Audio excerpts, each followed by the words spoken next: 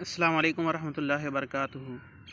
ناظرین کیسے ہیں آپ سب؟ امید کرتے ہیں آپ خیریت سے ہوں گے۔ اگر آپ اس چینل پر نئے ہیں تو چینل کو سبسکرائب کر لیں اور ویڈیو کو لائک کر دیں۔ ناظرین آج کی اس ویڈیو کے اندر بات کریں گے کہ ہم ایک کلاس کے اندر رہتے ہوئے، یونیورسٹی کے اندر ہوں، کالج کے اندر ہوں یا پھر سکول کے اندر ہوں، تو ہم اپنی مشکلات سے کس طرح نبرد آزما ہو سکتے ہیں، ہم اپنی مشکلات کو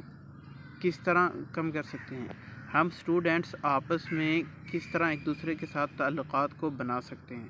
تو یہ سب کچھ جاننے کے لیے ویڈیو کو آخر تک دیکھیے گا۔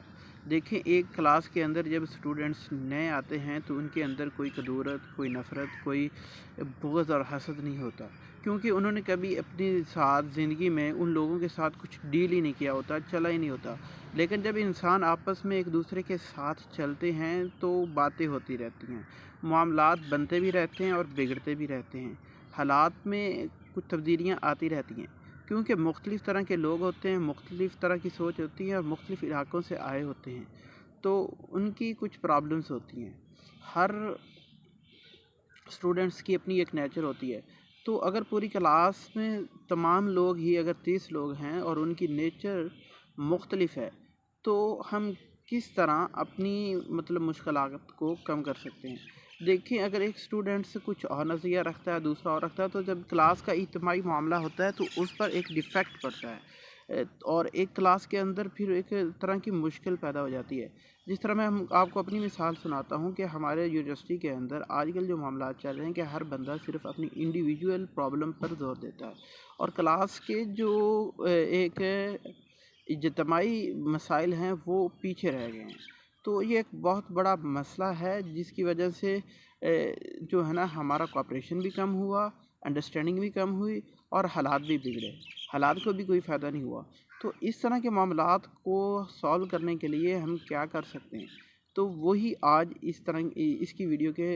کے اندر بیان کریں گے۔ تو سب سے پہلے ہمیں اس بات کو مان لینا چاہیے کہ ہر بچے کی، ہر بندے کی فطرت مختلف ہوتی ہے، اس کا پس منظر مختلف ہوتا ہے، اس کے گھر کے حالات مختلف ہوتے ہیں جو وہ ساتھ اٹھا کے لے آتا ہے، اور آ کر یونیورسٹی اور اپنی کلاس کے اندر آ کر وہ جب گھر کے حالات والا ذہن لے کے آ جاتا ہے تو معاملات بگڑتے ہیں۔ تو ہمیں باقی لوگوں کو، اگر کوئی ایک آدھا ایسا ہے بھی، بلکہ سبھی کو یہ سوچنا چاہیے کہ گھر کے معاملات گھر پر ہی رہیں، اور جب کوئی بندہ یونیورسٹی یا کسی ادارے میں جائے تو وہاں پر وہ گھر کے سارے معاملات گھر پر رکھے جائے، وہاں پر صرف وہ حاضر دماغی سے کام کرتے ہوئے تو وہاں کے معاملات سے نپٹے، تو یہ ایک طرح سے اس طرح بہتری آ سکتی ہے۔ دوسرا یہ ہے کہ معاف کرنا سیکھیں۔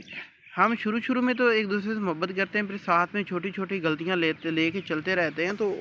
اس سے بہت زیادہ فرق پڑتا ہے، اور اس سے مسئلہ یہ بنتا ہے کہ ہم ایک دوسرے کے ساتھ محبت نہیں کر پاتے، ہم ایک دوسرے کا پھر خیال نہیں رکھ پاتے، یہ ایک بہت بڑا مسئلہ بھی بن جاتا ہے۔ تو اس طرح کے مسائل سے بھی چھٹکارا پا لینا چاہیے، اور معاف کرنا سیکھ لینا چاہیے، پھر صبر کرنا سیکھنا چاہیے، کیونکہ معاملات جو ہیں وہ چند دنوں کے بعد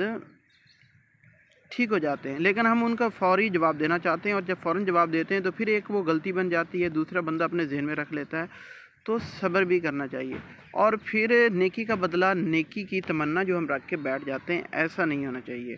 بلکہ زندگی کے اندر مختلف طرح کے لوگ ملتے رہتے ہیں، مختلف طرح کے لوگ آتے رہتے ہیں،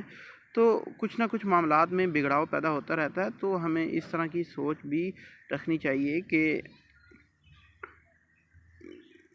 جس طرح کے بھی لوگ آئے ہم انہیں معاف کریں گے، صبر کے ساتھ کام لیں گے، ان کی پرسنالٹیز کو دیکھیں گے کہ ان کی طبیعت کیسی ہے، ان کے نیچر، وہ 20 سال سے اگر ایک طرح کی طرز زندگی گزار رہے ہیں، تو اگر ہمارے ساتھ وہ 10-20 دن گزارنے آگے تو اپنے 20 سال کا سیکھا وہ سبق 20 دنوں میں کیسے بھلا پائیں گے۔ تو یہ ساری باتیں ہیں۔ آج کے لیے اتنا ہی، میزبان کو اجازت دیجیے گا۔ اللہ حافظ۔